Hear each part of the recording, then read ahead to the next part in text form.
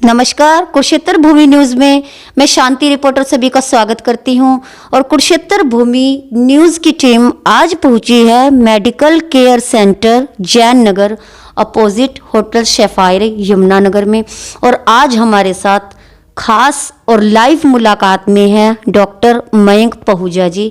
आइए सर से लाइव मुलाकात में हम जानते हैं सर ने अपने डिग्रीज कहाँ से ली, कितना टाइम हो गया उन्हें अपनी सर्विसेज देते हुए, और किस तरह से, जैसे कि सर बच्चों के डॉक्टर हैं तो बच्चों की किन किन बीमारियों का वो इलाज करते हैं और अपने हॉस्पिटल में बच्चों को क्या क्या फैसिलिटी देते हैं, मतलब किस तरह की वहाँ पर फैसिलिटी अवेलेबल है, और कोविड-19 में खुद को और बच्चों को और उनके पेरेंट्स को किस तरह से सेफ रख पाते हैं।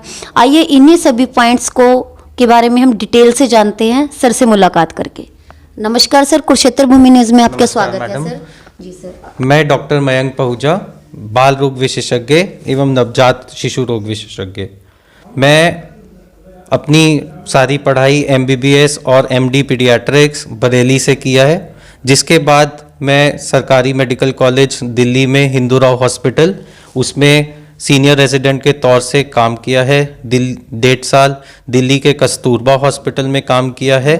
उसके बाद मैं यहाँ पे सिविल हॉस्पिटल यमुनानगर में कंसल्टेंट पीडियाट्रिशियन और इंचार्ज रहा, जहाँ पे हम लोग सीरियस बच्चे, OPD और उसके बाद हम नवजात शिशुओं को भी देखते थे, बहुत सीरियस बच्चे। अब हमने यहाँ पे सिविल हॉस्पिटल में वेंटिलेटर की भी सुविधा थी, उस पे हमने सब बच्चों को रखते थे। उसके बाद लगभग पिछले 6 महीनों से मैं Mullana medical college assistant professor की तरह से कार्यरत हूँ। वहाँ पे हम हर तरीके के बच्चे, कोविड के बच्चे, सर्दी खांसी, मलेरिया, टाइफाइड, डेंगू और अन्य बीमारियां जैसे कि एंडोक्राइन हार्मोन की बीमारियां, बच्चों का कद ना बढ़ना, बच्चों को किसी भी तरह की मिर्गी, बच्चों को दिमागी बुखार होना, और नर्सरी में नवजात शिशुओं का भी पालन पोषण और उनकी सीरियस बीमारियों का, उनको वेंटिलेटर की, जो कम समय पे प्री मैच्योर बच्चे हो जाते हैं, उनकी भी देख रेख वहाँ बहुत अच्छे से सारी सुविधाएं। तो सर आपने हमें बताया कि आपने सिविल हॉस्पिटल में एज ए कंसल्टेंट सर्विस अपनी दी है। तो सर जो वहाँ पर आपके पास पेशेंट्स आते थे या जो बच्चों के पेरेंट्स बच्चों को लेकर आते थे, तो किस किस बीमारी से जूझते थे बच्चे? आजकल जैसे है टाइमिंग, कोविड-19 भी चल रहा है, टाइमिंग में भी चेंज हो रहा है, टेक्नोलॉजी में भी काफ़ी चेंजेस हैं, तो किस तरह से फेस करते थे सर आप बच्चों की बीमारियों को? देखिए, सिविल हॉस्पिटल में क्योंकि हम जानते हैं हमारे देश भर में बहुत गरीबी है, तो सिविल हॉस्पिटल में कुपोषण के बहुत ज़्यादा मरीज आते थे, और कुपोषण हमारी देश भर में बहुत ही बड़ी समस्या है, और इसका एक बहुत बड़ा कारण गरीबी है।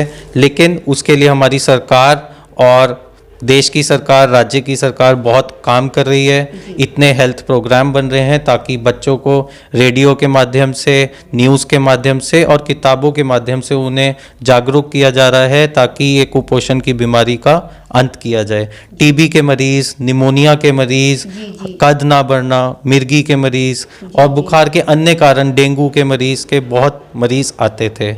अभी उसके साथ साथ मैं शाम को Shri care medical centre sapphire hotel के सामने या इवनिंग में मेरे वाइफ जो कि डेंटिस्ट हैं, उनके साथ अगर कोई पेशेंट मरीज़ बच्चे को दिखाना चाहता है तो यहाँ आके वो हमें दिखा लेता है, ताकि, और हॉस्पिटल में वहाँ भर्ती की सुविधा भी उपलब्ध है। वेरी गुड, बहुत अच्छी चीज़ आपने हमारे चैनल के माध्यम से शेयर की। तो कोविड-19 से खुद को और पेशेंट्स को कैसे सेफ रख पाते हैं सर?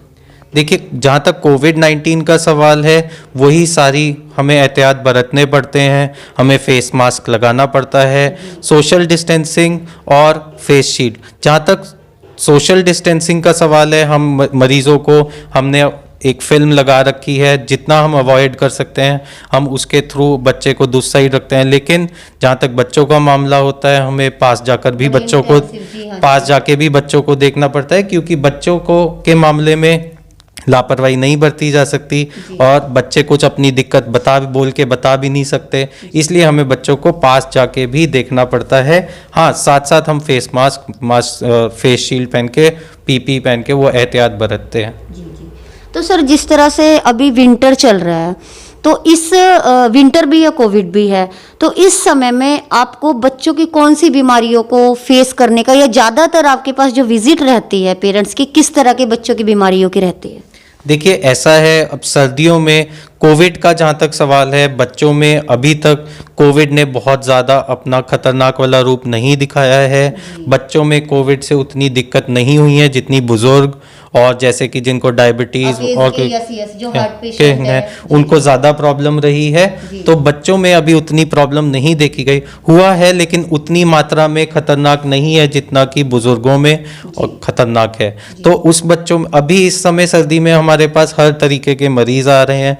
अभी डेंगू थोड़ा थोड़ा कम हो गया है, डेंगू के बहुत मरीज आए हैं, मलेरिया, मिर्गी के तो मरीज साल भर आते हैं। इस समय अब दस्त, निमोनिया और जिन बच्चों को अस्थमा है उनके मरीज इस समय मौसम बदलने के कारण उनको खांसी शुरू हो जाती है। तो कोविड के चक्कर में हम उन मरीजों को, अस्थमा वाले मरीजों को नज़रअंदाज नहीं कर सकते, इसलिए वो मरीज आते हैं। उनको एक्स्ट्रा केयर की भी ज़रूरत है। कुछ उनकी दवाइयाँ ऐसी चल रही होती हैं कि उनको कोविड होने का भी खतरा होता है, तो ऐसे मरीज को हम नज़रअंदाज नहीं कर सकते उन्हें ना देख के। तो उनको मरीज को स्पेशल ध्यान दिया जा रहा है। भर्ती की ज़रूरत होती है तो भर्ती करते हैं, अन्यथा उनको हम बता के भेजते हैं कि घर पे क्या उनको प्रिकॉशन लेने हैं और घर से बाहर कम निकलना है। और बच्चे भी बच्चों के माँ बाप भी इतनी जागरूकता फैल चुकी है कि वो बहुत ध्यान रख रहे हैं। बहुत अच्छी सर आपने हमें जानकारी दी।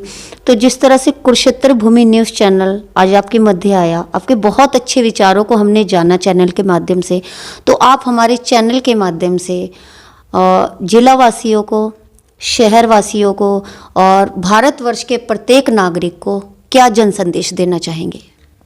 देखिए, मैं एज चाइल्ड स्पेशलिस्ट मैं यही बताना चाहता हूँ, हम लोग डॉक्टर्स ने और सब लोगों ने भी ये चीज़ देख ली है। डॉक्टर भगवान का दूसरा रूप है, क्योंकि ईश्वर हर जगह उपलब्ध नहीं हो सकते, तो इसीलिए उन्होंने डॉक्टर को हमारी केयर के लिए रखा है, हर एक बीमारी के इलाज के लिए रखा है।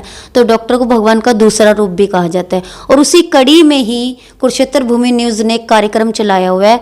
डॉक्टर्स की जितनी भी अच्छे एक्सपीरियंसेस हैं, हमारे चैनल के माध्यम से हम अपने व्यूवर्स तक वो जानकारी भी बहुत अच्छे से पहुँचा रहे हैं। आप लोग ये बहुत अच्छा काम कर रहे हो।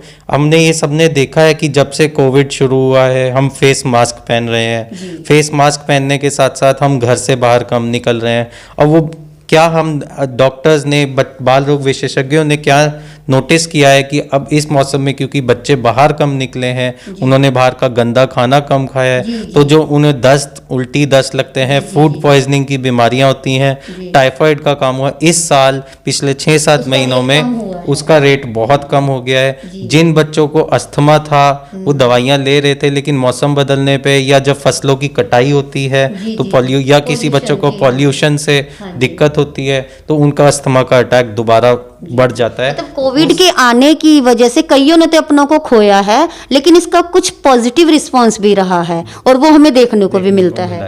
बस तो इसका मैं आपको यही सलाह देना चाहूँगा सारे पेरेंट्स को कि अपने बच्चों का ध्यान रखें, उन्हें घर पे रखें। जिन बच्चों की लंबे समय की बीमारियों की दवाइयाँ चल रही हैं, यहीं यमुनानगर में नहीं, कुछ बच्चे ऐसे होते हैं जिनकी लंबी बीमारियों की दवाई पीजीआई चंडीगढ़ से चल रही है, उनकी दवाई ना रोकें। उनकी दवाई ऐसा ना हो उनकी जो लंबी दवाई चल रही है वो बीच में तोड़ दें और उसका इलाज बीच में छूट जाए। पीजीआई में भी वो डॉक्टर्स फ़ोन पे बात करने की कोशिश करते हैं और टेली मेडिसिन के थ्रू अपने मरीज़ों की मदद करते हैं। तो अपना इलाज पूरा रखें, अगर वहाँ नहीं भी जा पा रहे तो अपने बच्चों का इलाज रखें, अपने बच्चों का ध्यान रखें, उन्हें सुरक्षित रखें। बहुत बहुत धन्यवाद सर।